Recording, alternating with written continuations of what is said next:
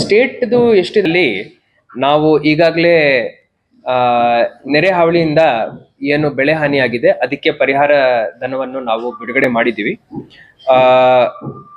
ಮಳೆ ಆಧಾರಿತ ಹೆಕ್ಟೇರ್ಗಳು ಹಾನಿಯಾಗಿರುವಂಥ ಹೆಕ್ಟೇರ್ಗಳನ್ನು ನಾವು ನೋಡಿದ್ದೀವಿ. ಅಂದರೆ 43,767 ಹೆಕ್ಟೇರ್ಗಳು ಹಾನಿಯಾಯಿತು.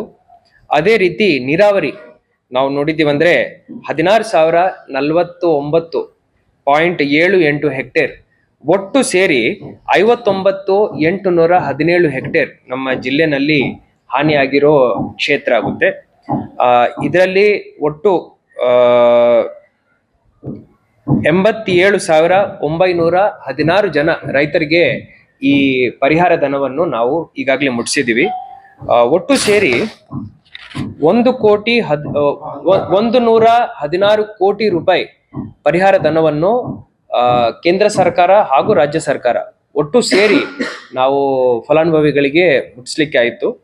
ಇದರಲ್ಲಿ ರಾಜ್ಯ ಸರ್ಕಾರದ್ದು ಪ್ರತಿ ಹೆಕ್ಟೇರ್ಗೆ ಸ್ಪೆಷಲ್ ಮಾನ್ಯ ಮುಖ್ಯಮಂತ್ರಿಗಳು ಅವರು ಕೊಟ್ಟಿರುವಂತ ಪ್ರತಿ ಹೆಕ್ಟೇರ್ಗೆ 8,500 ರೂಪಾಯಿ, ಅದನ್ನು ನಾವು ನೋಡಿದೀವಿ. ಅಂದ್ರೆ 116 ಕೋಟಿ ಪೈಕಿ 51,24 ಲಕ್ಷ ರೂಪಾಯಿ ರಾಜ್ಯ ಸರ್ಕಾರದ್ದು ಇದರಲ್ಲಿ ಸೇರ್ಕೊಂಡಿದೆ.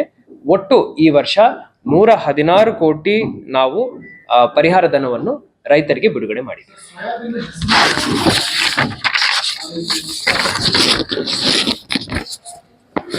ಇದರಲ್ಲಿ ಮೇನ್ ಕ್ರಾಪ್ಸ್ ನಾವು ಕೊಟ್ಟಿರುವಂತದ್ದು ಹೆಸರು ಕಾಳು ಮತ್ತೆ ಮೆಕ್ಕೆ, ಸೋಯಾಬೀನ್, ತೊಗರೆ ಮತ್ತೆ ಈರುಳ್ಳಿ. ಸೊ ಇವೆಲ್ಲವನ್ನು ನಾವು ಕನ್ಸಿಡರೇಷನ್ ಅಲ್ಲಿ ಇಟ್ಕೊಂಡು ಈ 116 ಕೋಟಿ ರೂಪಾಯಿ ಏನಿದೆ ಇದನ್ನು ಬಿಡುಗಡೆ ಮಾಡಿದ್ದೀವಿ. ಧನ್ಯವಾದ.